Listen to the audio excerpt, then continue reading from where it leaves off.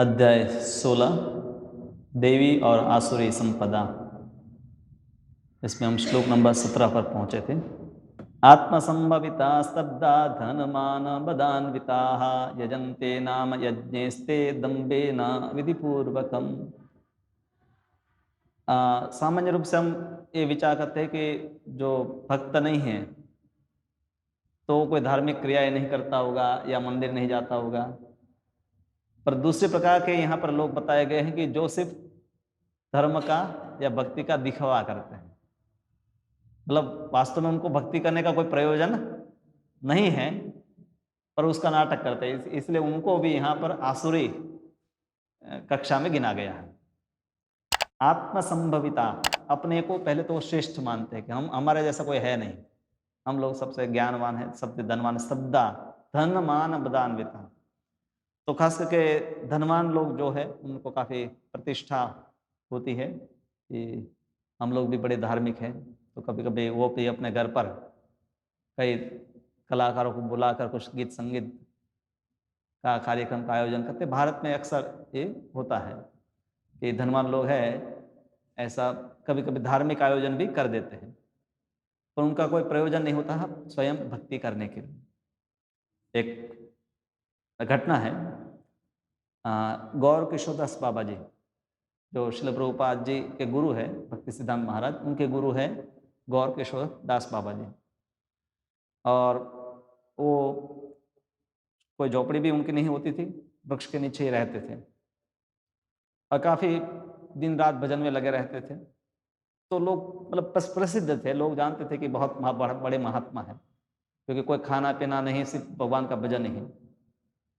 तो एक धनवान व्यक्ति उनके पास आया, अच्छा कपड़े पहनकर, गले गले में सोने की मालाएं, हार पहनकर, कहा कि महाराज आप यहाँ पर तकलीफ आप भोग रहे हैं, आप हमारे यहाँ आइए, महल में हमारे रहिए, वहाँ आप रहेंगे तो आपके लिए अच्छा भोजन हम बनाएंगे, आपकी सेवा करने का हमें मौका मिलेगा।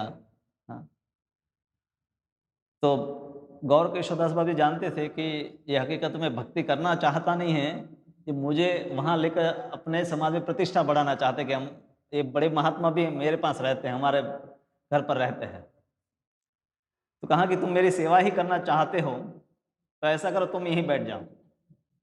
और फिर उसने वो गले की जो माला थी सोने की, तो उसको खींचकर फेंक दिया कि इसको तुम छोड़ो और तुम यहीं बैठकर मेरे साथ भजन करो, तुम्हें भक्ति ही करनी है तो यहाँ भी आकर कर सकते हो। तो बंगाल में ऐसा काफ़ी धनवान जो लोग थे, तो प्रायः वो दुर्गा के उपासक होते हैं और वैष्णवों की वो निंदा करते हैं।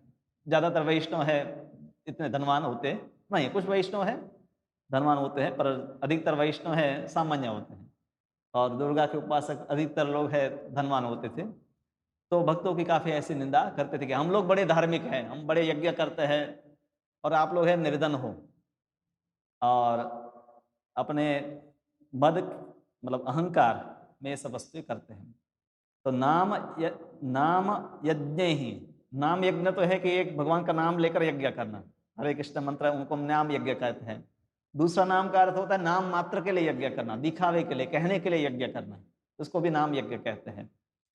तो किसी विधि विधान का पालन न करते हुए कभी कभी नाम मात्र के लिए बड़े ही गर्व के साथ यज्ञ करते हैं। यज्ञ मतलब चाहे वो यज्ञ आहुति वाला यज्ञ करे या कुछ सत्संग या कीर्तन इत्यादि रखे, पर उसमें कोई विधि विधानों का पालन नहीं करते हैं, अपने मनमाने ढंग से करते हैं, और उसका एकमात्र उद्देश्य होता है कि समाज में प्रतिष्ठा हो कि हम बड़े धार्मिक व्यक्ति हैं।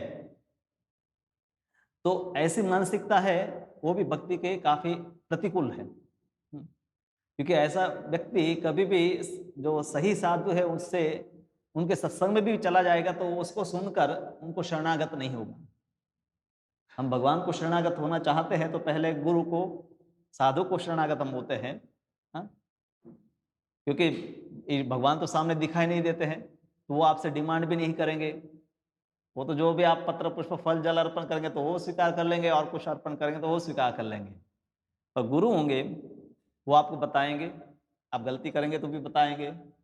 तो इसीलिए ऐसे मद वाले जो व्यक्ति हैं, प्रभुपाद कहते हैं कि वो अगर किसी को गुरु भी बनाते हैं तो जैसे कुत्ते को रखते हैं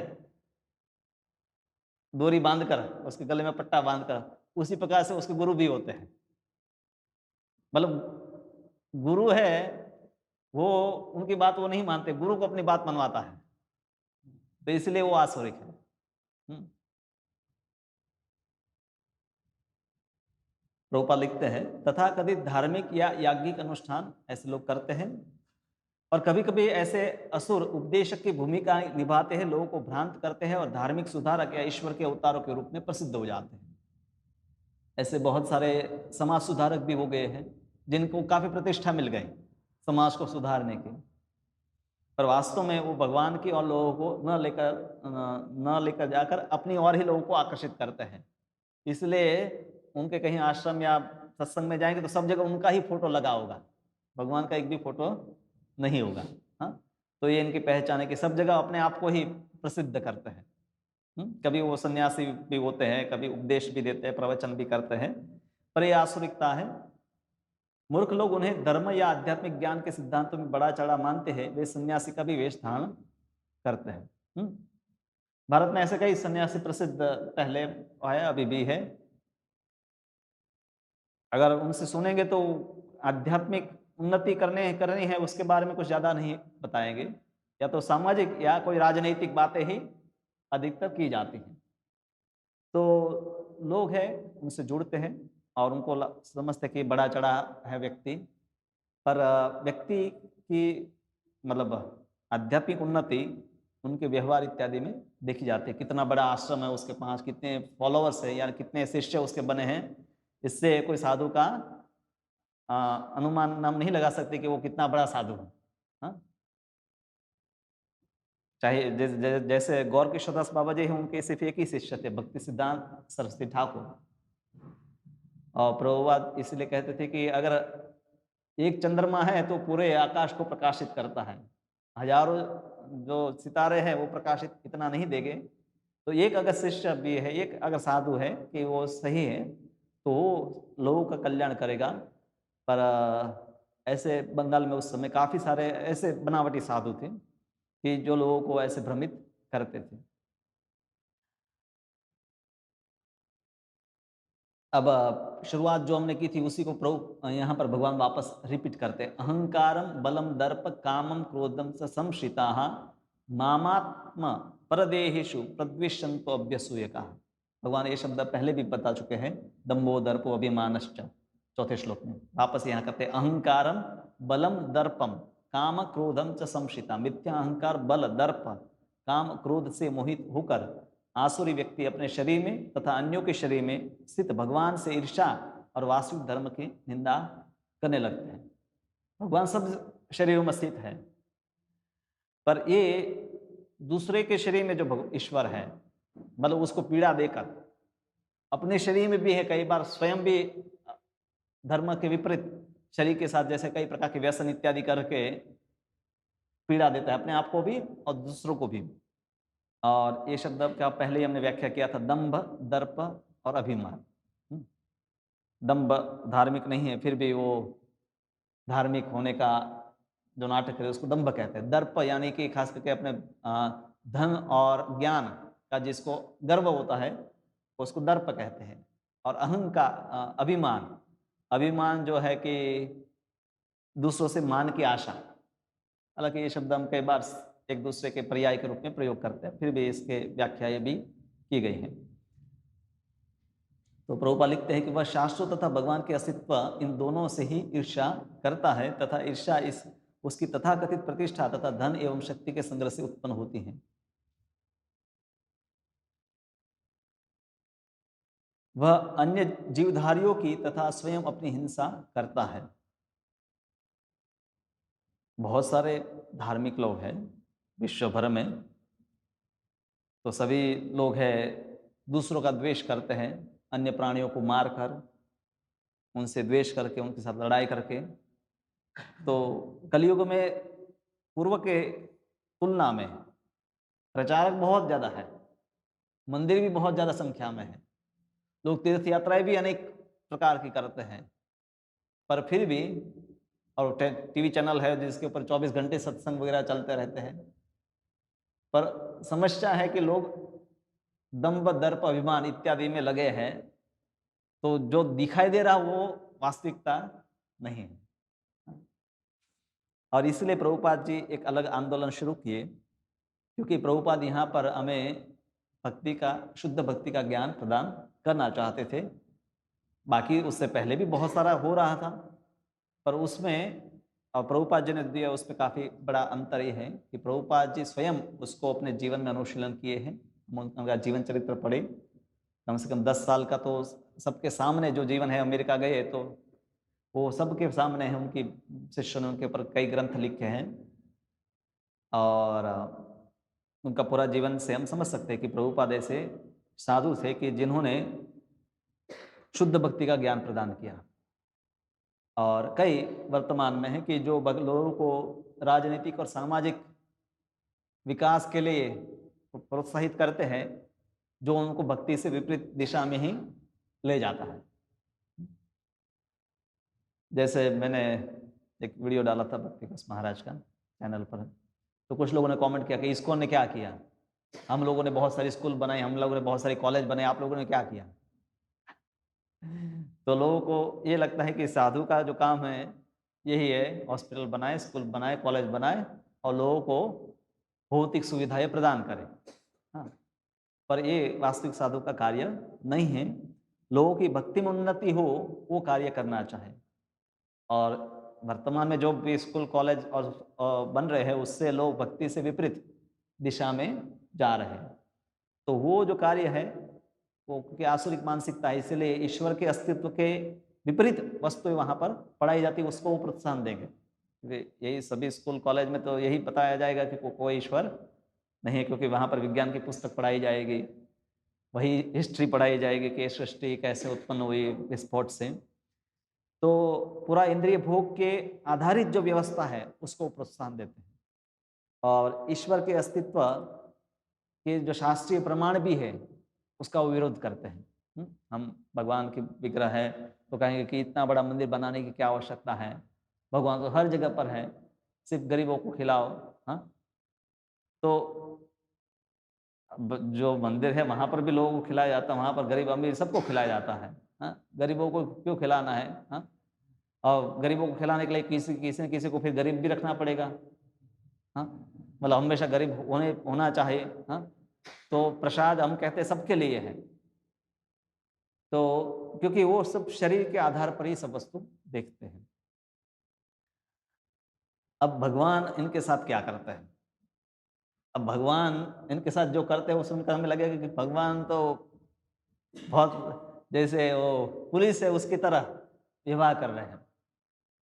तान अहम द्विशतः क्रूरान संसारेषु नराधमान क्षिपामि अजस्त्र अशुभान आसुरेश्वेश्व योनिषु। जो लोग ईर्ष्यालु तथा क्रूर है और नराधम है, उन्हें मैं निरंतर विभिन्न आसुरी योनियों में भवसागर में डालता रहता हूँ। भगवान स्वयं डालने नहीं आते, भगवान ने पूरी व्यवस्था बनाई है जिससे ऐसे ईर्ष्यालु और क्रूर व्यक्ति है उनको आसुरी योनि, आसुरी योनि यानी कि एक तो पशु योनि, निम्न योनि, मनुष्य के अलावा जो निम्न योनि है, जलजा नवलक्षाणी स्थावर लक्षविंशति क्रमयो रुद्र संख्या का 84 लाख योनि में 4 लाख योनि मनुष्यों की है, 80 लाख जो योनि है वो निम्न है। सिर्फ 4 लाख योनि है, उसमें मनुष्य से लेकर फिर देव गंधर्व यक्ष राक्ष इत्यादि सब आ जाते हैं। तो ये सब उच्च योनियां हैं, मतलब 4 लाख, और बाकी 80 लाख जो योनियां हैं वो निम्न है। तो भवसागर में बारंबार उसको डाला जाता है।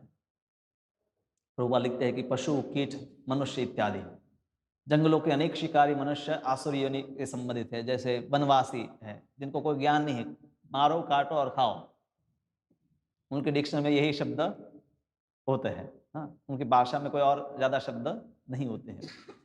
और कभी कभी ऐसे असुर है, क्योंकि यहाँ पर जिस प्रकार से वो पाप किए उसी प्रकार से, जैसे यहाँ पर वो पशुओं को मारते हैं तो उसी प्रकार से फिर वो आपस पशु बनते हैं और उनको मारा जाता है ना। यहाँ पर वो गर्भपात इत्यादि करते हैं तो उनका भी वो गर्भ में जाते हैं और उनका भी इस प्रकार से वध होता है।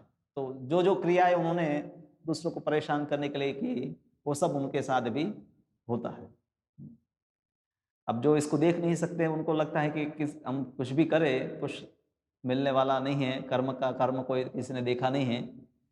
तो इसीलिए आसुरिकता यानी कि नास्तिकता उसके साथ जुड़ी ही होती है। जैसे ही व्यक्ति ईश्वर में मानता है, ईश्वर की योजनाओं को मानता है, तो वो नियमों को भी पालन करेगा। नियमों का उल्लंघन कर रहा है यानी कि कुछ हद तक तो उसमें भी नास्तिकता है। हाँ, हम कह के आप चाय कॉफ़ी नहीं पीना है, प्याज लहसुन नहीं खाना है, मांसाहार नहीं करना है, तो कोई नियम को नहीं मानता है, उसका मतलब है उसमें उसको श्रद्धा भगवान के नियमों में नहीं है, अपने मनमान अपने विचारों के ऊपर उसकी श्रद्धा है। यानी कि उसमें वो भले वो हार्डकोर एकदम असुर नहीं है, समाज का वो सभ्य व्यक्ति हो सकता हो, बड़ा नेता भी हो, पर उसको भी डिवोटी है असुर ही गिनते समझते हैं। भले हम जाकर उसको नहीं कहते तुम असुर बड़े हो, हाँ हाँ, क्योंकि कई बार उन्हीं का शासन चलता है, तो आप उनको डायरेक्ट जाकर विरोध उनका नहीं कर सकते हैं। जैसे विभीषण रावण की लंका में रहता था, अक्रूर जी है कंस के साथ रहते थे। जब तक कृष्ण ने कंस को नहीं मारा तो बहुत सारे यादवों को कंस की सेवा करनी पड़ती थी, क्योंकि वो शक्तिशाली था, असुर था, फिर भी उनके साथ काम करना पड़ता था। पर जैसे ही कृष्ण ने मार दिया तो सब कोई दुख नहीं मनाए कि अब ये मर गया तो हमारा क्या होगा। उनको पता है अब भगवान है। तो समाज में आसुरिकता हम जितना विचार करते हैं उससे बहुत ही अधिक मात्रा में फैली हुई है, क्योंकि उसका आधार है नास्तिकता। आसुरिकता का आधार ही नास्तिकता है, क्योंकि वो ईश्वर के नियमों को न मानकर अपने विचार से ही चलते हैं। अब ये इनकी जो गति है वो धीरे धीरे और डिग्रेडेशन उनका होता ही रहता है। हाँ? 20वें श्लोक में बताते हैं भगवान, आसुरिम योनिम आपन्ना मूढ़ा जन्मनि जन्मी, बारंबार वो जन्म लेते हैं असुर योनि में। माम अप्राप्य कौन्ते ततो यान्ति अधमाम गति। भगवान भक्तों के लिए बताते हैं कि यद गत्वा न निवर्तन्ते तद्धाम परम मम, मेरे भक्त मेरे धाम को प्राप्त करके वापस इस संसार में नहीं आते हैं। और असुरों के लिए बताते हैं माम अप्राप्य, मुझे वो प्राप्त नहीं करते हैं, तत यान्ति अधमाम गति, और अधम गति को ही प्राप्त करते हैं। तो कोई कहेगा कि तो भगवान दंड दे रहे हैं। प्रभुपाद कहते हैं कि ईश्वर दयालु है, लेकिन उनकी दया भिन्न भिन्न प्रकार से होती है। भक्तों के लिए दया है कि उनको अपने धाम में बुलाते हैं, और असुरों के लिए दया है कि उनको बारंबार है जन्म जन्मांतर असुर के गर्भ में उनको रखा जाता है। जैसे अपराधी है उसके लिए दया क्या है, जेल में डालना। हाँ, कई बार 20 साल के लिए, पूरी जीवन भर के लिए भी जेल में डाला जाता है कि ये जब तक जिंदा रहेगा तब तक जेल में ही रहेगा। और ज्यादा बड़ा अपराध है तो उसको फांसी पर भी दी जाती, फांसी भी दी जाती है, या अमेरिका जैसे देशों में उसको इंजेक्शन दे देते हैं, विष का इंजेक्शन या इलेक्ट्रिक शॉक दे देते हैं। तो रूपा लिखते हैं कि असुर पर दया भगवान की जो दया है इसी प्रकार से है। भगवान को किसी से ऐसा नहीं द्वेष है कि इसने मेरी भक्ति नहीं की है। हाँ, तो इसीलिए इसको मैं इसका बदला जरूर लूंगा। हाँ, भगवान पिता की तरह है। पिता अपने बच्चों से ये नहीं विचार करता कि अभी मेरा बच्चा है, अभी मेरी बात नहीं मानता। हाँ, उसको कुछ सुविधाएं प्रदान करने में कुछ रोक मतलब रखेगा कि उसको वो छूट ना देगा, पर उससे वो बदला लेना नहीं चाहेगा। उसी प्रकार से भगवान, क्योंकि सब जीव उनके अंश हैं, तो ऐसे असुरों को ऐसी योनि में डालते हो भी भगवान की कृपा है उनके सुधरने के लिए।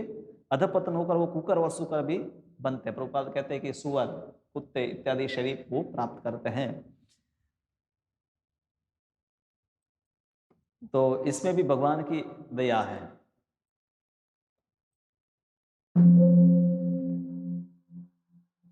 21, अब श्लोक नंबर 21 में इस पूरे जो आसुरिक व्यक्ति है उसका सार बताया गया है। त्रिविधम नरकस्येदम द्वारम नाशनम आत्मनः कामः क्रोधस् तथा लोभ तस्मादेतम त्रयत्यजेत। अब भगवान कह रहे हैं कि क्या करना चाहिए, ये गति तो हमें पता चल गई। तो भाई 3 वस्तु जो है उसको छोड़ना चाहिए। इस नरक के 3 द्वार हैं, काम, क्रोध तथा लोभ। प्रत्येक बुद्धिमान व्यक्ति को चाहिए कि इन्हें त्याग दे, क्योंकि इनसे आत्मा का पतन होता है। काम यानी कि अनेक प्रकार की भौतिक इच्छाएं, इस शरीर और मन से 6 इंद्रियों से भोग करने की इच्छाएं अनेक प्रकार की हैं। क्रोध जब उस इच्छाओं में रुकावट उत्पन्न होती है, तब क्रोध उत्पन्न होता है। हाँ? और लोभ, इच्छाएं पूरी होती तो और उसको ज़्यादा और ज़्यादा चाहे, तो उसको लोभ कहते हैं। और कलयुग में इसी तीनों को बढ़ावा दिया जाता है। अगर आप में काम नहीं है, इच्छाएं नहीं है, तो लोग आपको मूर्ख गिनेंगे। आप कोई आपका कुछ हानि करता है, आप उसके ऊपर गुस्सा नहीं करते, तो लोग कहते हैं कि ये कमजोर है। और लोभ, हाँ, तो लोग चाहते हैं कि मनुष्य में और पशु में यही फर्क है ना, वो कहाँ उदाहरण दिया जाता है कि एक रास्ते पर चावल की या गेहूं की बोरी पड़ी है, तो जो भी पशु पक्षी जो भी आएंगे, एक एक दो दो दाना लेकर खाकर चले जाएंगे। मनुष्य है वो क्या करेगा? पूरा उठाकर ले जाएगा। उसके घर में होगा पर्याप्त तो भी, ऐसा नहीं कि उसको कम है इसीलिए लेकर जा रहा है। तो ये लोभ है कि हम संग्रह संग्रह करना चाहते हैं।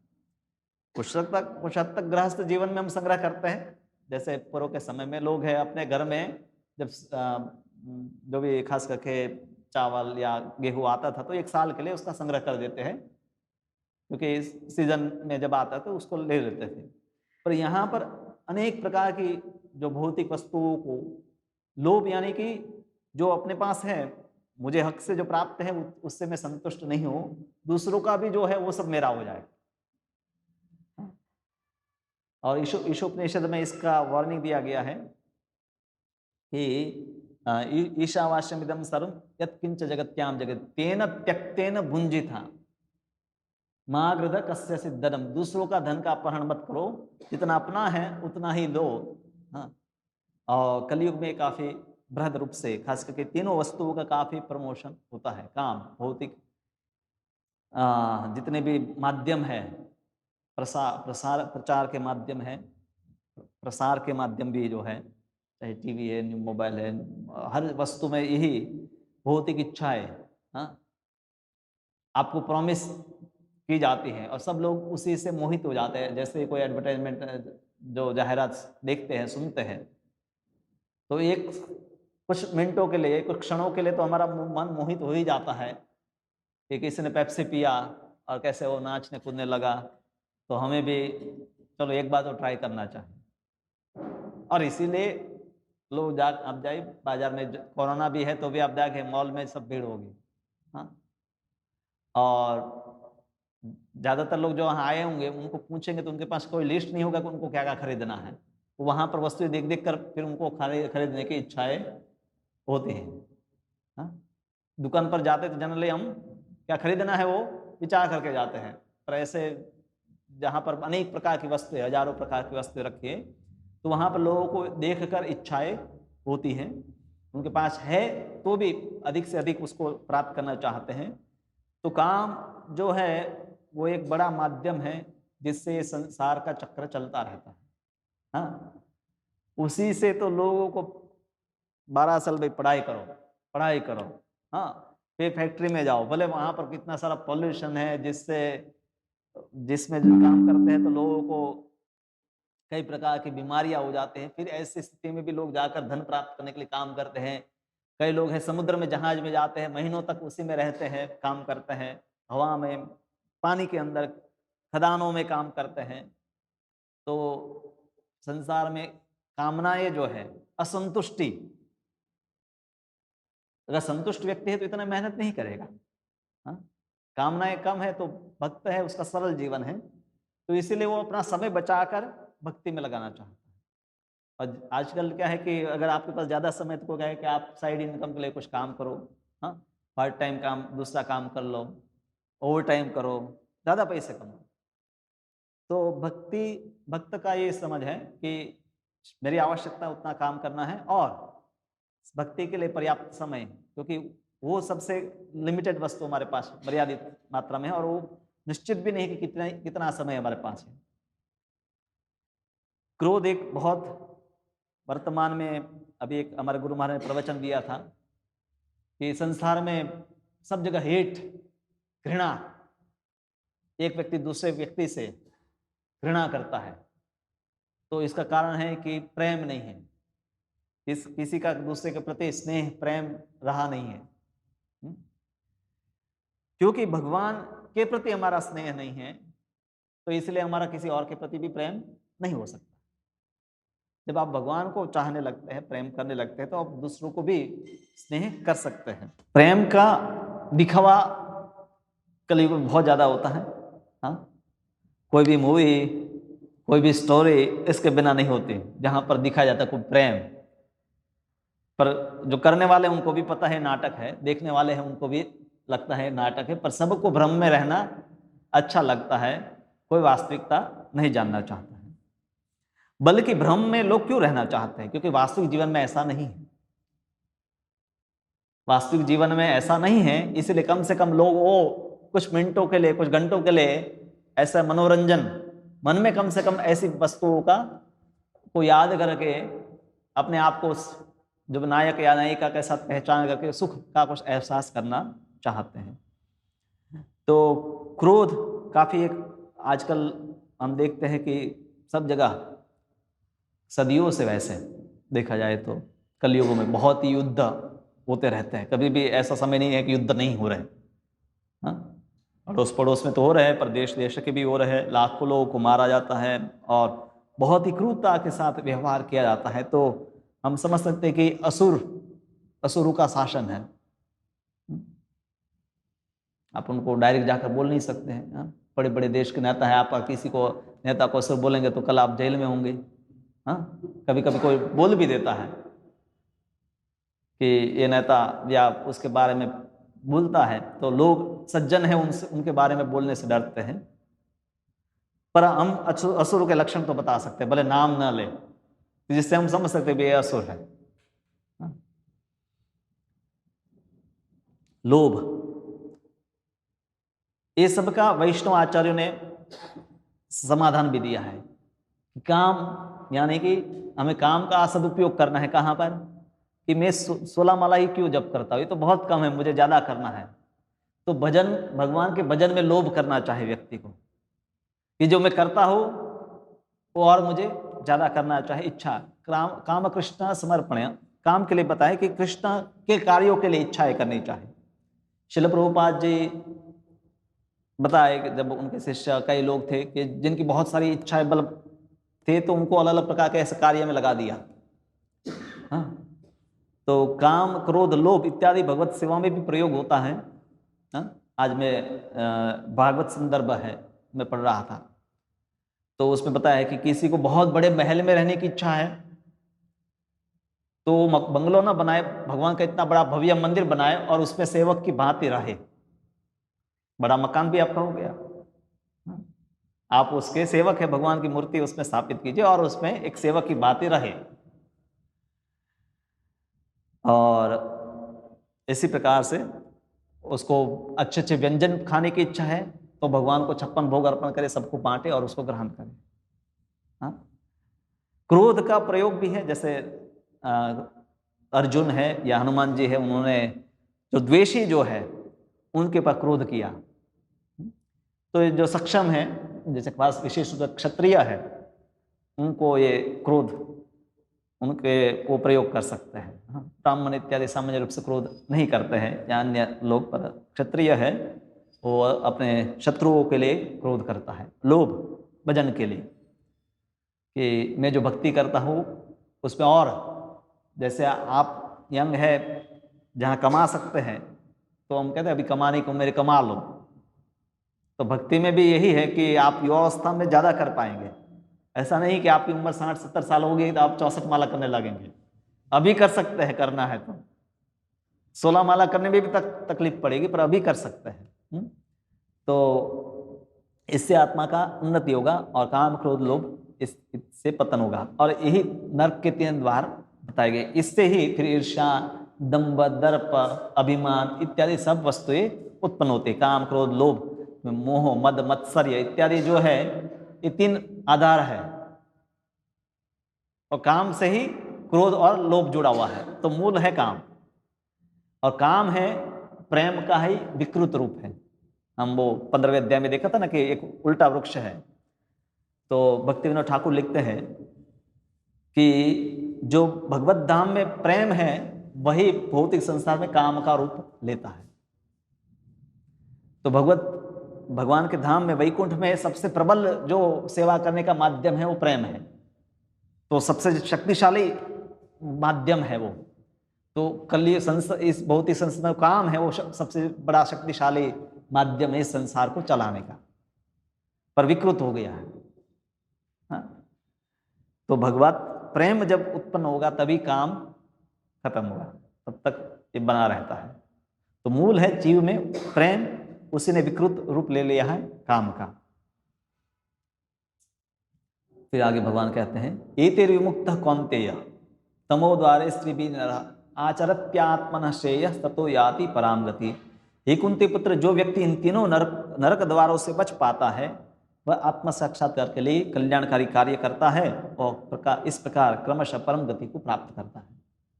तो भक्ति जीवन में प्राथमिक जो बात है, भक्त बनने के लिए नहीं पर मनुष्य बनने के लिए प्रभुपाद बताइए कि नशा नहीं करना है, व्यभिचार, जुआ, मांसाहार इत्यादि ये भक्त बनने के नियम नहीं है। सुबह जल्दी उठना, स्नान करना, ये भी भक्तों बनने के लिए नियम नहीं है। ये सब सभ्य मनुष्य के नियम है, मनुष्य के जीवन के नियम है। भक्त के लिए तो नियम है कि सुबह मंगल आरती करना है, हाँ, फिर मंत्र जप करना है, भगवान को भोग अर्पण करना है, उनकी सेवा करना है, ये भक्ति के नियम है। बाकी जो नियम बताए जा रहे हैं वो सभ्य मनुष्य समाज के हैं। तो वो नियमों से ही व्यक्ति काम, क्रोध, लोभ इत्यादि से बच सकता है, पर इसको सावधानी इसमें जरूरी है। खास करके हमारे लिए परिवार में जो है उनके लिए सबसे चैलेंज है बड़े के बच्चों को कैसे इससे बचाए। हाँ, सभी बच्चों को मोबाइल चाहे, हाँ, तो मोबाइल में भी ये सब, हाँ, बहुत सारी गेम्स है जिसमें सबको आपको गुस्सा करके सबको गोलियां मारना है। गेम में तो यही है, हम लोग भी खेलते थे। हाँ, क्रोध नहीं करेंगे तब तक आप कैसे मारेंगे किसी को। हाँ, और अनेक प्रकार के एडवर्टाइजमेंट है, लोभ है। तो इसके लिए व्यवहार में उनको भक्ति में कार्यों में लगाना, और इसके ऊपर नियमन नहीं होगा और कोई विचार करे कि वो भक्त बन जाए तो संभव नहीं है। इसके लिए आपको विशेष प्रयास करना पड़ेगा, तब जाकर बच्चे जो है भक्ति में बने रहेंगे और भक्त बनेंगे।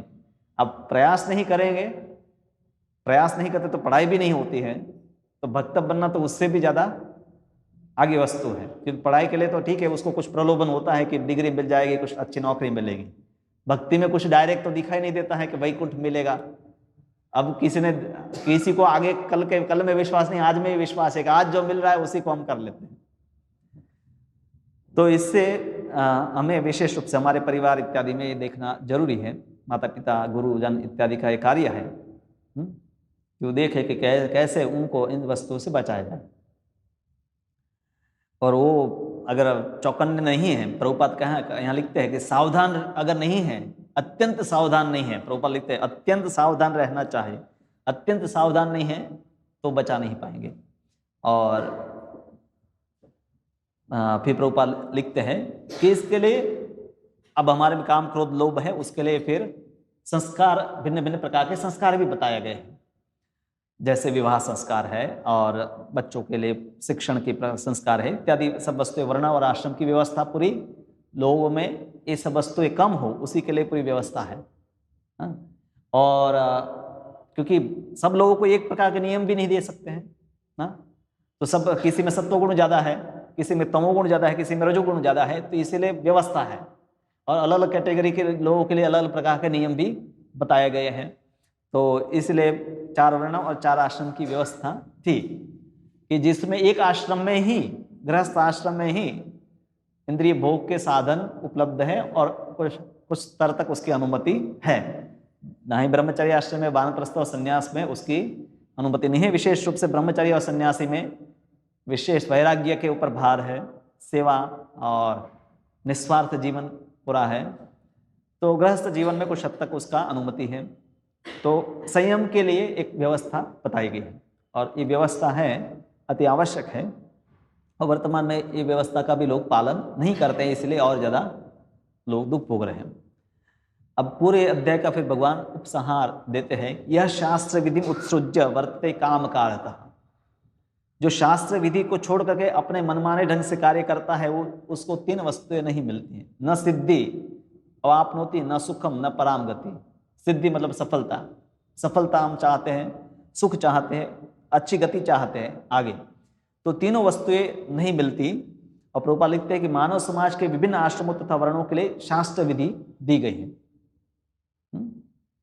सुबह उठे वहां से लेकर दातुन करना है, स्नान करना है, भोजन करना है, सोना है, हर वस्तु के लिए मार्गदर्शन इस शास्त्रों में दिया गया है। उसमें से काफ़ी सारी वस्तुएं भले हम सिटी में हैं फिर भी संभव है पालन करना। हाँ, कुछ वस्तुएं आपको गांव में ही संभव है। हाँ, जैसे टॉयलेट बाथरूम पहले गांव में घर में नहीं होते थे। हाँ, पर अभी सिटी में वो संभव नहीं है। हाँ, पर सुबह उठना तो संभव है ही, उठकर स्नान करना संभव है, बल्कि ज़्यादा सुविधा है। हाँ, गांव में कुएं में से पानी निकाल कर स्नान करना या नदी में जाकर स्नान करना ये ज़्यादा अच्छा माना जाता है। पर चले भाई, घर में बाथरूम में स्नान करके तो मंगलारती कर सकते हैं, सुबह उठकर मंत्र जप कर सकते हैं। तो ऐसा नहीं कि बिल्कुल हम इतने दूर आ गए कि वर्णाश्रम के नियम पालन नहीं कर सकते। कई वस्तुएं संभव है। तो भले ही मनुष्य ये सारी बातें सिद्धांत के रूप में जानता है, लेकिन वह उन्हें अपने जीवन में नहीं उतार पाता, तो वह अधम जाना जाता। तो पहले तो व्यक्ति को जानना, प्रभुपाद पर सिर्फ जानता है, वो उतारता नहीं तो अधम है। नराधम यानी कि उसको मौका मिला है फिर भी उसका वो लाभ नहीं लेता है, उसको नराधम कहते हैं। सभी जो हिंदू है वो जानते हैं प्रायः कि क्या खाना है क्या नहीं खाना है, मांसाहार नहीं करना है, शराब नहीं पीना है। हाँ, जो पीता है वो भी जानता है कि नहीं, अच्छा नहीं है। हाँ, तो भी वो करते हैं, पालन करते हैं। पालन नहीं करते हैं और ऐसे सब कार्य करते हैं, तो इसीलिए उनको अधम कहा गया है। और वर्तमान में हम कहते हैं कि भाई 100 करोड़ हिंदू हैं, पर उसमें से 99% जो लोग हैं अब अधम अवस्था को प्राप्त हैं। तो संख्या चाहे 200 करोड़ क्रिश्चियन हो या 150 करोड़ मुस्लिम हो, पर अधिकतर लोग अधम अवस्था में सब है। प्रायः सामान्य जो नियम है उसका भी पालन नहीं करते। भक्ति के नियम तो बहुत आगे की बात है कि जहां पर वो सभ्य बनकर अपना मन कृष्ण में लगाए। तो अब दूसरा स्टेप है, कुछ लोग विधि विधानों का पालन करते हैं, नैतिक जीवन का पालन करते हैं, पर ईश्वर को समझ नहीं पाते हैं। सुबह उठते हैं पर मंदिर नहीं जाते, सिर्फ जॉगिंग करते हैं। हाँ, शाकाहारी है, वेजिटेरियन है, ऑर्गेनिक ही खाते हैं, पर भगवान को भोग नहीं अर्पण करते हैं। हाँ, कई लोग वेजिटेरियन है भारत में, या वेगन्स, विदेश में कई वेगन्स होते हैं जो सिर्फ शाकाहारी करते हैं, पर अंततोगत्वा परमेश्वर को समझ नहीं पाते, तो उनका जीवा सारा ज्ञान व्यर्थ है। बहुत सारे लोग नैतिक भी हैं, समाज में दूसरों की सेवा करते हैं, खिलाते पिलाते सब कुछ करते हैं, पर भक्ति नहीं करते हैं, तो भी व्यर्थ है उनका जीवन। और यदि वह ईश्वर के अस्तित्व को मान लेते हैं, कई लोग ईश्वर को मानते हैं, किंतु यदि वह भगवान की सेवा नहीं करते हैं तो उनका प्रयास निष्फल है। ईश्वर में धारणा है कि चलो ईश्वर है, नास्तिक नहीं है, पर फिर भी उनकी सेवा में, भक्ति में नहीं लगे हैं। बहुत सारे राजनेता समाज की सेवा करना चाहते, ईश्वर में मानते भी है, कभी कभी खास करके इलेक्शन होता है तो मंदिर इत्यादि भी सब जगह जाते भी है, पर स्वयं भक्ति कुछ करते नहीं है। तो चाहे व्यक्ति राजनेता हो या सैनिक हो, पुलिस हो, वकील हो, कई लोग कहते कि हम बस ये कर लिया कि हमने एक कुछ काम, हमारी ड्यूटी कर ली, इसलिए काम खत्म हो गया। वो सभ्यता का लक्षण है कि व्यक्ति अपने कर्तव्य का पालन करे, पर अगर वो ईश्वर की सेवा नहीं करता, भगवान की सेवा में ही लगता है, तो उसके प्रयास है, सिद्धि जो है उसको प्राप्त नहीं होगी। मनुष्य जीवन की सिद्धि है समसिद्धि हरितोषण, भागवत में बताया कि हरि की प्रसन्नता सिद्धि है, तो वो सिद्धि को प्राप्त नहीं करेगा। जब सफल नहीं है व्यक्ति जीवन में, तो उसको सुख भी नहीं मिलेगा, क्योंकि सुख जो है वो आत्मा का स्थिति है, भगवान के संपर्क से सुख का अनुभव करता है, और उसकी दूसरी अच्छी गति भी नहीं होगी। इसी जीवन में वो वापस जन्म लेगा। जिसकी ईर्ष्या करता है वहां पर ही वो जन्म ले। जैसे कोई पाकिस्तान वाला है, भारत को गाली देता है, भारत वाला पाकिस्तान को गाली देता है, तो हो सकता है वो अगली बार वहां पर जन्म ले, कोई यहाँ पर जन्म ले ले। हाँ, चित्रकेतु की कथा में आते हैं ना कि अंगिरा मुनि महाराज उनको बताते हैं कि ये आपका पुत्र जो समय जन्मा और 5 साल के बाद मर गया, तो ये समझना चाहे कि आपका शत्रु था, ऐसे तो आपको दुख नहीं दे पाया, तो अब आपका पुत्र बनकर दुख आपको दे रहा है मरकर। तो व्यक्ति को सबसे ज्यादा दुख तो अपनों से ही होता है। तो ये कर्म कैसे काम करते हैं हम जानते नहीं हैं। तो जो व्यक्ति जानबूझकर नियम का अतिक्रमण करता है वह काम के वश में होकर कर्म करता है, काम कारता। तो भक्ति में हम आते हैं तो प्राथमिक बातें पहले सीखते हैं, फिर भक्ति शास्त्र जब आप पढ़ते हैं, जैसे भक्ति रसम सिंधु पढ़ेंगे तो उसमें बताया गया कि मंदिर में आप आते तो क्या क्या नियमों का पालन करना है। सेवा अपराध, फिर 10 प्रकार के नाम अपराध पद्म पुराण में बताया गए हैं। तो भक्ति में और भी आगे फिर वस्तुएं हैं। प्राथमिक नियम तो हम सीख गए, फिर वहाँ सेवा अपराध, नाम अपराध इत्यादि से हम बचते हैं कि जिससे हमारी भक्ति में आगे प्रगति हो। पर ये वस्तु बहुत ही कॉमन है। आप किसी को बोलो कि प्याज लहसुन नहीं खाना, चाय कॉफी नहीं पीना, शास्त्र में लिखा है, तो शास्त्र किसने लिखे? वो भी कोई मनुष्य ने लिखे होंगे। अब खाना चाहिए, तो वो भी तो कोई वैज्ञानिक ने लिखा है, और उसका पालन करके लोगों को कोई लाभ नहीं मिला तो इसका पालन करो, लाभ मिलेगा आपको। तो ऐसे निरर्थक बहुत सारे तर्क देते हैं लोग। आप सब समाज में रहते हैं, जानते हैं कि आप जैसे कुछ नियम बताते हैं, एकादशी अब बहुत सामान्य है, बहुत सारे लोग खाते हैं, फिर भी पहले प्रायः सभी लोग जो वैष्णव नहीं थे वो भी एकादशी करते थे, पर अभी अधिकतर लोग नहीं करते हैं। और आप उनको बताएंगे तो कहेंगे इसमें क्या है। तो तस्मात् शास्त्र प्रमाणम ते कार्य अकार्य व्यवस्थितो ज्ञात्वा शास्त्र विधानोक्तम कर्म कर्तुम हारसी। तो व्यक्ति को जानना चाहिए शास्त्रों के विधान क्या है, क्या करना है, क्या नहीं करना है, क्या कर्तव्य है, क्या अकर्तव्य है। आप गए, मुझे पता नहीं था, ट्रेन में तो आप गए होंगे, बिना टिकट के भी कभी गए होंगे, या मान लीजिए आपने सेकंड क्लास का लेकर फर्स्ट क्लास में बैठ गए हो, या आपके पास स्लीपर नहीं हो और स्लीपर डब्बे में चढ़ गए हो, और फिर आप टीटी को बोले कि मुझे पता नहीं था। कभी कभी वो माफ कर देता है आपको देखकर, आप पर दंड भी देता है। तो मनुष्य जीवन में पहले तो ये जानना जरूरी है कि हम इसको जानें क्या कर्तव्य है, क्या कर्तव्य है। तो वैष्णव आचार्यों ने काफ़ी सारे ग्रंथ भी लिखे हैं। तो प्राथमिक जैसे हमारा एक पुस्तक है कृष्ण भक्ति प्रबोधिनी, जिसपे भक्ति के सामान्य सब नियमों का वर्णन है। फिर वैष्णव शिष्टाचार के ऊपर पुस्तक है। भक्ति रसम सिंधु में भी काफ़ी वर्णन, शुरुआती अध्यायों में 1-2 चैप्टर है इसके ऊपर कि मंदिर में आए तो क्या क्या नियमों का पालन करना है। तो प्रायः सभ्य समाज में तो देखने से लोग ऐसे सीखते हैं, पर अभी देखने से हम नहीं, गलत सीखते हैं ज़्यादातर। तो इसलिए भक्तों के संग में हम आते तब हमें पता चलता है कि सीखने मिलता है। तो इसलिए इसको जानना चाहिए। और ये विधि विधान कुछ समय के बाद आपके स्वाभाविक हो जाते हैं, फिर आपको उसका याद नहीं रखना पड़ता है। आप जैसे कुछ भोजन देखेंगे तो आप पूछेंगे भगवान को अर्पण किया है कि नहीं, आपकी आदत है। तो आदत नहीं है तो पहले आप खाएंगे, फिर पूछेंगे कि वो उसका भोग लगाया था कि नहीं। पर लंबे समय में आपको भक्ति में हो गए तो आपको, और कोई अगर है तो भी आपको पता भी चल जाता है, इवन आपको सेंस कोई नहीं है और फिर भी आपको सेंस आ जाता है कि शायद ये अर्पण नहीं है। आपको अर्पण है तो उसमें तुलसी होगा या वो पता चल जाता है। मैं सबसे पहली बार भक्त के घर गया था, हम लोग हॉस्टल में रहते थे, तो कभी भोग लगाना वो सब पता नहीं था।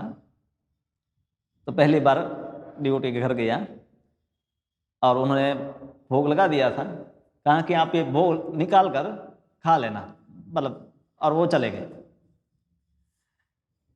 तो कुछ समय के बाद मैंने भोग निकाल दिया और वही प्लेट जो था, जितना भी था वो सब खा लिया। फिर वो आकर बोले कि कुछ प्रसाद कहाँ है प्रसाद, तो मैं कहा वो तो सब मैं खा लिया है। तो अब भक्ति में आकर ये डिटेल्ड है, एक नियम है भोग लगाना, डिटेल में आपको है कि भगवान के लिए अलग से बर्तन आपको रखने हैं, मतलब और डिटेल आपको जानना है। प्राथमिक बातें हो गई कि भोग लगाना है, पर कोई व्यक्ति किसी में एक्सपर्ट होना चाहता है, किसी को प्रसन्न करना चाहता है, तो वो डिटेल में जाता है। मान लीजिए कि आप घर को ऐसे हर रोज साफ सफाई करते हैं, पर कोई विशेष अगर अतिथि आने वाले हैं, मेहमान आने वाले हैं, तो आप हर कोने को साफ करेंगे, डेकोरेट भी, एक तो साफ करेंगे और दूसरा डेकोरेट करेंगे, दोनों वस्तु। तो भक्ति में भी एक वस्तु है कि एक तो साफ करना, मतलब जो नेगेटिव वस्तु है उसको दूर करना, दूसरा डेकोरेट करना, कि उसको अच्छी तरह से करने का सीखना, कि एक ऐसे मैं ऐसा बनाओ, टेस्टी बनाओ कि भक्तों को, भगवान को पसंद आए। मैं कैसे व्यवहार करूं कि भक्तों और भगवान को पसंद आए। तो ये एक सामान्य वस्तु है, और एक है फिर एक्सेलेंस, दक्षता उसमें प्राप्त करना। तो ये सब वस्तुएं भी सीखनी आवश्यक है। और हम दक्ष भक्तों के संग में प्रभुपाद जी अपने साथ कोई ना कोई भक्तों को रखते थे, उनको रसोई बनाना, भगवान की आरती करना से लेकर हर वस्तु सिखाते थे। और वही वस्तु जब भक्त आते दूसरे भी, तो वो भी सीखते हैं भक्तों के संग में रहकर, क्योंकि इसमें सिर्फ टेक्निक सीखना नहीं है, इसमें भाव भी सीखना है। जैसे प्रसाद सबको वितरण करना आसान है, सबको बे थाली में डालना एक एक चम्मच, पर आप कितने फोर्स से डाल रहे हैं, आप फटाफट डाल रहे हैं, जल्दी जल्दी में कर रहे हैं कि प्रेम से कर रहे हैं, तो उसमें फर्क होता है। और सामने वाले को, खाने वाले को पता भी चलता है कि ये सिर्फ मजदूरी करना है कि प्रेम से खिला रहा है आपको। हाँ, तो इसीलिए व्यक्ति को कर्तव्य और अकर्तव्य इत्यादि को विशेष रूप से वैष्णवों के संग में विधि विधानों को जानकर व्यक्ति को क्रम इसको करना चाहे, तो इससे वो तुरंत प्रगति में उसकी प्रगति होगी। ऑनलाइन में ये नहीं हो सकता है ऑनलाइन में थोड़ा बहुत हो सकता है, पर भक्तों के संग में ज़्यादा हम सीख जाते हैं। और अच्छा है कि हम ज़्यादा समय बिताए। इसलिए जैसे जब हमारे गुरु महाराज इत्यादि आते हैं, तो श्रवण कीर्तन 2-4 दिन की यात्रा होती है, तो यात्रा में 3-4 दिन आप भक्तों के साथ ही रहते हैं और उठते हैं उनके साथ, मतलब पूरा दिन रहते हैं, तो कई वस्तुएं हमें पता नहीं होती, वो सीखने मिलती है। अभी आए यहाँ आकर सुना और प्रसाद लेकर चले गए, तो कई वस्तुएं हमें पता नहीं होती हैं और ड्यूटीज भी ऑब्जर्व नहीं करते हैं। पर जब हम भक्तों के साथ समय बिताते हैं, तो वो हमें ऑब्जर्व करते हैं, हमें देखते हैं और हमें बताते हैं कि ये ऐसा करना है, ऐसा नहीं करना है, बोलना का, कार्य करने का तरीका, मानसिकता, ये सब वस्तु है। जैसे हम कहते हैं कि चलो खाना तैयार है, खाना खा लो, पर ड्यूटीज ऐसा नहीं कहेंगे खाना तैयार है, खाना खा लो, प्रसाद तैयार है, हाँ प्रसाद सेवा कर लीजिए, उसको ग्रहण कीजिए। तो हम उनको कहते हैं सेवा, प्रसाद सेवा। हाँ, क्योंकि खाने में ये भावना है कि कुछ भूख लगी है और पेट भरना है। प्रसाद सेवन में ये भाव है कि भगवान ने दिया है और हमें उसको आदर प्रदान करना है। तो ये भक्तों के संग में ही हमें पता चलता है कि इवन हमारी वाणी में भी, शब्दों में भी फर्क होता है। डिवोटीज है वो शब्द अलग प्रकार के प्रयोग करते हैं। इवन आप देखिएगा पुष्टि मार्ग के मंदिरों में कहीं भी पैसे नहीं लिखे होंगे, पुस्तक में भी है, ऐसे नहीं लिखे, कीमत नहीं लिखी होगी, न्यौछावर लिखता है ऐसे कि इतना आपको समर्पण करना है या सेवा करनी है, क्योंकि इसकी कोई कीमत नहीं होती है। कोई भी वस्तु है उसकी कोई कीमत नहीं होती, भौतिक वस्तु की कीमत होती है, पर आध्यात्मिक वस्तु में कोई पुस्तक की, कोई भगवदगीता की कीमत नहीं हो सकती है कि 150 रुपये, वो हम सेवा के रूप में लेते हैं ताकि और पुस्तक छपा सकें। तो शब्दों के प्रयोग में भी उसके साथ भाव अलग अलग होते हैं। तो ये वैष्णव के संग में ही हम सीखते हैं। प्रभुपाद काफी विस्तृत रूप से बताते हैं कि मानव समाज में समस्त पतनों का मुख्य कारण है भागवत विद्या के नियमों के प्रति द्वेष। प्रभुपाद बहुत बोल्ड स्टेटमेंट दे रहे हैं कि सबका पतन का कारण है कि नियमों के प्रति द्वेष। भक्ति के जो नियम है उसके प्रति लोग द्वेष करते हैं। हाँ, तो इसीलिए सब पतित हो गए हैं। रजोगुणी तथा तमोगुणी व्यक्ति शास्त्रों, पवित्र मनुष्यों तथा भगवान के समुचित ज्ञान की खिल्ली उड़ाते हैं, मतलब हंसेंगे। आप रजोगुणी तमोगुणी व्यक्ति उनको शास्त्रों की बात कहेंगे, कोई साधु जाकर बोलेगा या भगवान भी जाकर बोलेंगे, सबको मजाक में लेंगे। हाँ, और वे गुरु के आदेश का उल्लंघन करते हैं और शास्त्रों के विधानों की परवाह नहीं करते हैं। और मानव समाज के यही कतिपय दोष है जिसके कारण पूरा मानव समाज आसुरी बना हुआ है और इसलिए सब दुख भोग रहे हैं, चाहे वो रोग के रूप में हो, युद्ध के रूप में हो, अनेक प्रकार के जो कष्ट हैं उसका मूल कारण लोग हैं आसुरिक बन चुके हैं। और इसी प्रकार से देवी तथा आसुरी स्वभाव का जो अध्याय है इसमें अंत में 24वां श्लोक है जो हमने अभी लिया। तस्मात् शास्त्रम प्रमाणम ते कार्याकार्य व्यवस्थितो ज्ञात्वा शास्त्र विधानोक्तम कर्म कर्तुमिहारसि। अतएव मनुष्य को यह जानना चाहिए कि शास्त्र के विधान के अनुसार क्या कर्तव्य है और क्या अकर्तव्य है। उसे ऐसे विधि विधानों को जानकर कर्म करना चाहिए जिससे वह क्रमशः ऊपर उठ सके। तो प्रभुपाद बहुत अच्छी तरह से इन वस्तुओं को बताए हैं। तो शुरुआत अध्याय के 3 श्लोक जिसमें सद्गुणों का वर्णन है और अंत में भी एक 2 श्लोक पहले में बताया कि हमें उसका पालन करना है, नहीं करेंगे तो क्या गति होगी वो भी बताया है। आसुरिक दुर्गुणों के बारे में काफ़ी वर्णन किया गया है और काफ़ी सारी प्रायोगिक वस्तुएं हैं। एक एक शब्द है महत्वपूर्ण है, हमें बहुत कुछ सिखाता है व्यवहार में। इस अध्याय में बहुत सारी वस्तुएं सीखने मिलती हैं। हरे कृष्ण। आपको कोई प्रश्न है तो चर्चा करते हैं इसकी।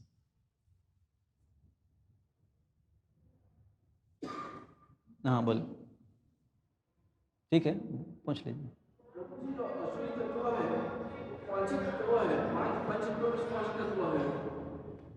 जब हम तत्व कहते तो ऐसा नहीं कि वो पृथ्वी जल अग्नि वायु आकाश मन बुद्धि और अहंकार ऐसा कोई तत्व है, वो मानसिकता है।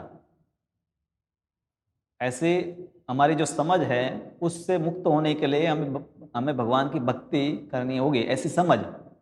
नास्तिकता कोई तत्व नहीं है कि जो ऐसे फिजिकल कोई एलिमेंट नहीं है, पर ऐसी चेतना।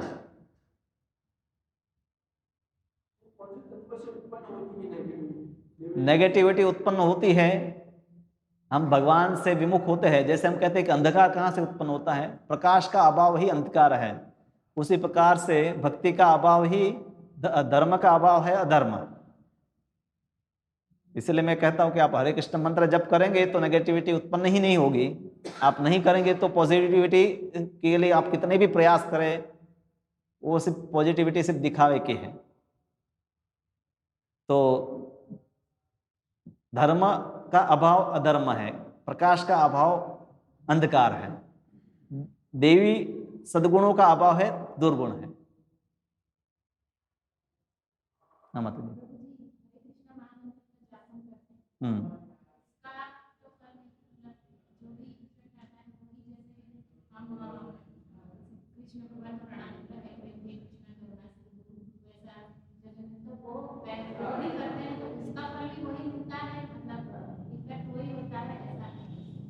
महामंत्र का और इसका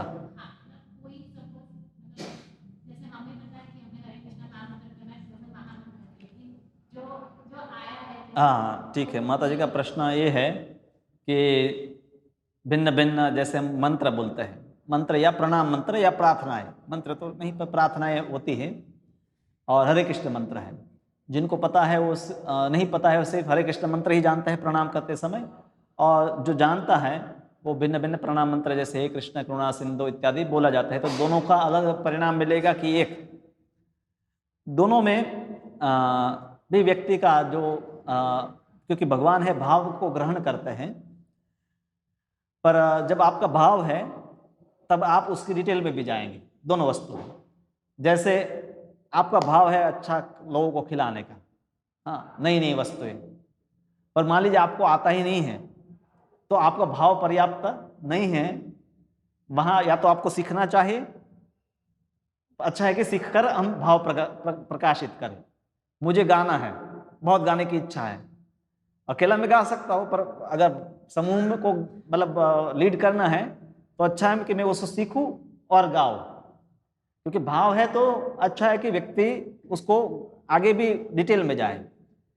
पर व्यक्तिगत रूप से भगवान कोई ऐसे भावग्राही है और भगवान को ऐसे जला हुआ भी खिला दिया तो भगवान खा लेंगे अगर सिर्फ उसका भाव है, पर ऐसा नहीं कि वो हर रोज जला हुआ ही भगवान को खिलाए, फिर वो भाव नहीं है, उसका आलस है।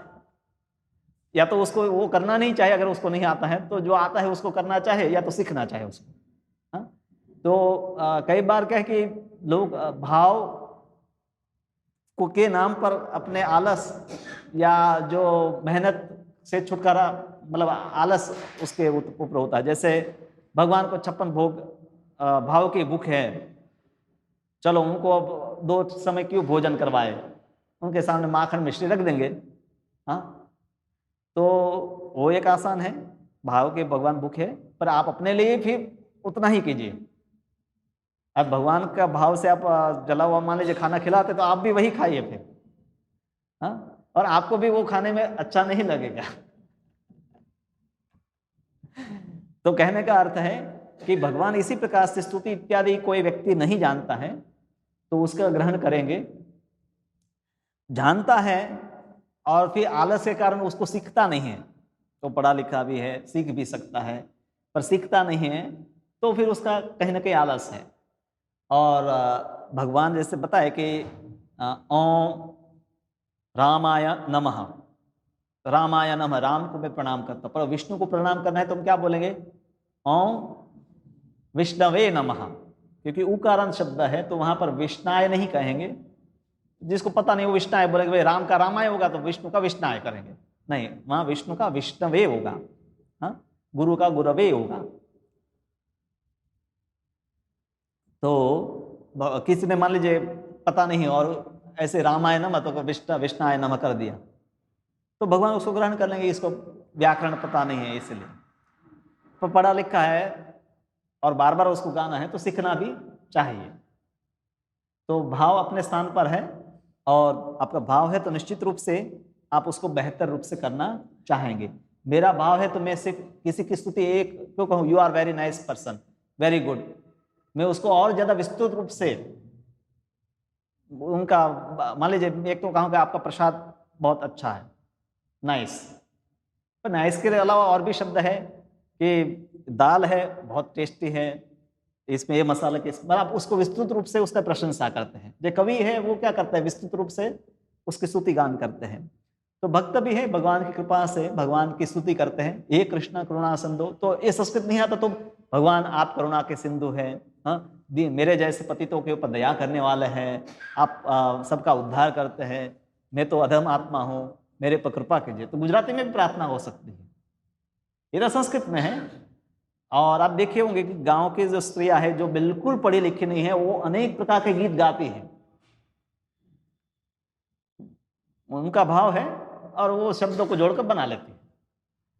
तो नहीं पता है तो हरे कृष्ण मंत्र बोल सकते हैं, और वो सक्षम है तो उनको सीखना चाहिए।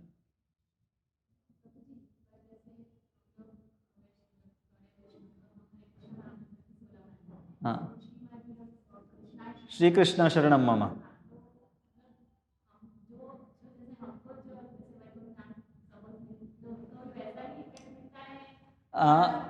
वैकुंठ सामान्य शब्द है कि भगवान के धाम को वैकुंठ कहते हैं, उसमें फिर भिन्न भिन्न लोक है भगवान के भिन्न भिन्न भक्तों के लिए। तो सिद्धांत में डिटेल में जाएंगे तो फर्क है, अलग अलग प्रकार के भाव भी है। जैसे गौड़ी वैष्णव का विशेष एक भाव है कृष्ण के प्रति समर्पण का, और सेवाओं का विशेष एक रीत है, क्योंकि हमें हमारे जो गुरु जन जो है प्रभुपाद और फिर आगे जाके तो गोस्वामी चैतन्य महाप्रभु जिस प्रकार से सिखाए, हम उस प्रकार से कृष्ण के प्रति उनको समझते भी हैं और उनके प्रति व्यवहार भी करते हैं। वहाँ पर जो आचार्य हैं उन्होंने उस प्रकार से सिखाया, तो उनके जो फॉलोअर्स हैं वो उस प्रकार से करेंगे। और कृष्ण वैरायटी चाहते हैं, इसलिए उन्होंने कोई एक गुरु नहीं बनाया, कोई एक भक्त नहीं बनाया, उन्होंने बहुत सारी वैरायटी बनाई है। तो कृष्ण को सब भक्त पसंद है, तो वो भी उनको पसंद है। दक्षिण भारत में जाएंगे तो वहाँ पर बालाजी है, तो वहाँ पर अलग प्रकार का भोजन बनता है भगवान के लिए, यहाँ पर अलग प्रकार का बनता है सब। तो भगवान तो कह के अनलिमिटेड वस्तुओं को एंजॉय कर सकते हैं, तो वो सबसे संतुष्ट होते हैं। पर हाँ, हम स्कूल में हैं तो हम हमारे स्कूल में जो है उसको फॉलो करते हैं। हमें सिद्धांत और भाव को हम अप्रिशिएट करते हैं उनको पढ़कर। मान लीजिए आप वल्लभाचार्य का जीवन पढ़ते हैं या उनके कोई भजन, तो उनको आप अप्रिशिएट करते हैं।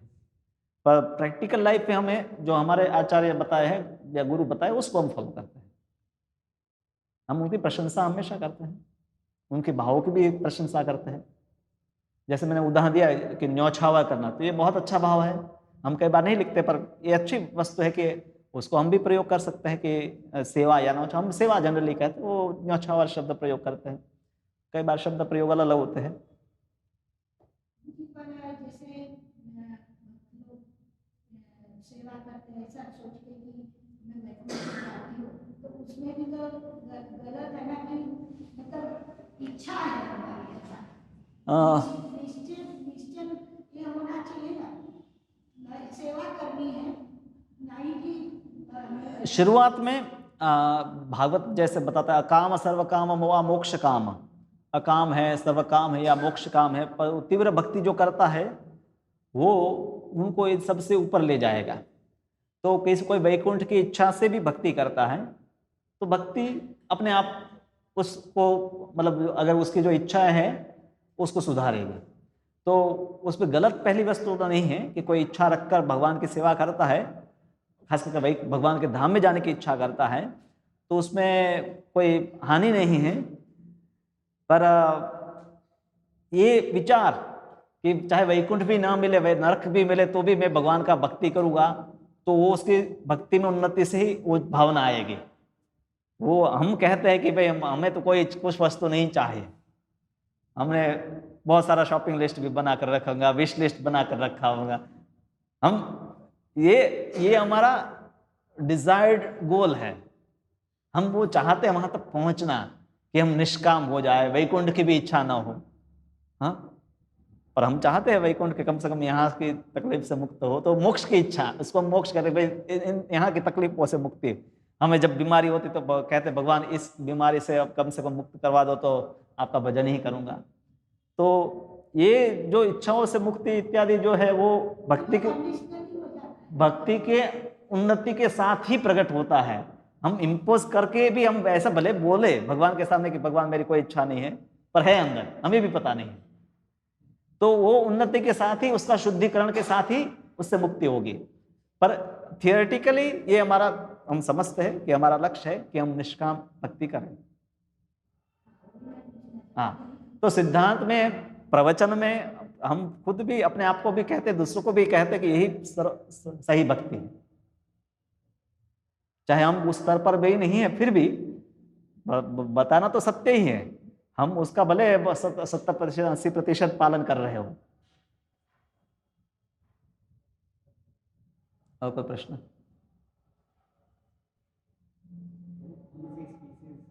हाँ,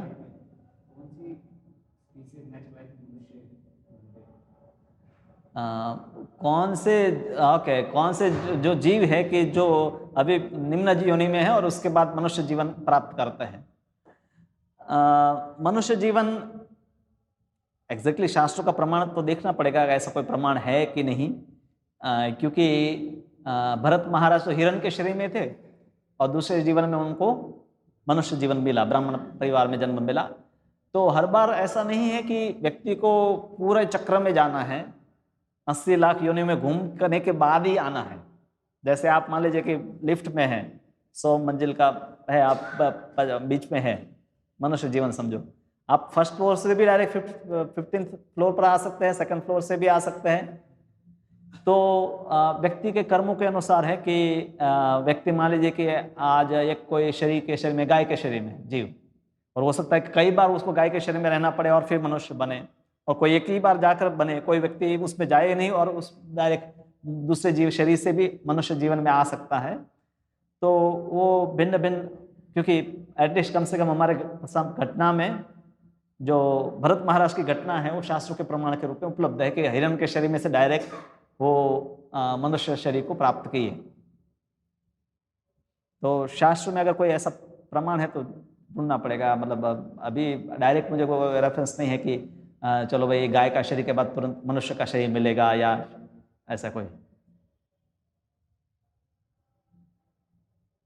और उसमें भी कई बार कई जन्म लेने पड़ते हैं, या जैसे नलकुर मणिग्रीश वृक्ष के शरीर में थे, भगवान के दर्शन और भक्ति से वो डायरेक्ट अपने देवलोक को वापस प्राप्त किए और अंत में मुक्ति प्राप्त की, क्योंकि उनका जब तक देव योनि में रहने का समय है निर्धारित, उतना वो देवलोक में बिताएंगे, अभी भी होंगे स्वाभाविक रूप से, और जब उनका उस लोक में समय पूरा हो जाएगा फिर वो भगवत धाम को प्राप्त करेंगे। जैसे चित्रकेतु महाराज है, गंधर्व और विद्याधर लोक के सम्राट बने, और वापस उनका पतन हुआ तो वो वृत्तासुर बने, और वापस वृत्तासुर के शरीर से मुक्त होकर वापस वो अपनी स्थिति में वापस गए, और फिर बाद में वो भगवत धाम में जाते हैं। तो कई बार इसी लोक में भी वो बने रहते हैं, मुक्त जीव भी। और जैसे ध्रुव महाराज है, भगवान के दर्शन से मुक्त हो गए, फिर भी उन्होंने शासन किया, और वो समय पूरा होने के बाद वो भगवान के धाम में गए। आपको कोई प्रमाण पता है तो बताइए।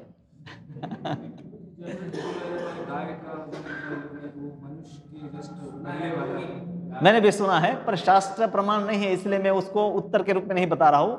संभवतः है, पर हम कहते हैं कि भरत महाराज हिरण के शरीर में से मनुष्य शरीर को प्राप्त किए, नल कुंवर है वृक्ष के शरीर में से, और उसी प्रकार से गजेंद्र हाथी का कथा है, उसको जो मगरमच्छ ने पकड़ा था, वो सब भी भगवत कृपा से उसी शरीर में से सीधा मुक्ति की अवस्था को, गजेंद्र है मुक्ति को प्राप्त किया, और जो वो मगरमच्छ जो पकड़ा था, क्योंकि वो तो भक्ति से पुकारा नहीं था ना, उसने पैर पकड़ा था, क्योंकि पर भगवान के चक्र का स्पर्श से उसको उसकी उन्नति हो जाती है उस शरीर से। तो इसके लिए कुछ शास्त्र प्रमाण ढूंढने पड़ेंगे कि ऐसा कुछ है कि नहीं। शास्त्रों में बताया जाता है, पर प्रमाण भी होने चाहिए।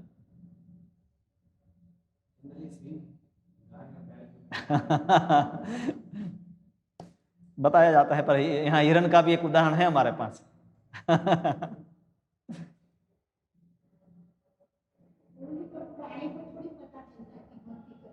नहीं, प्राणी तो भक्त को वो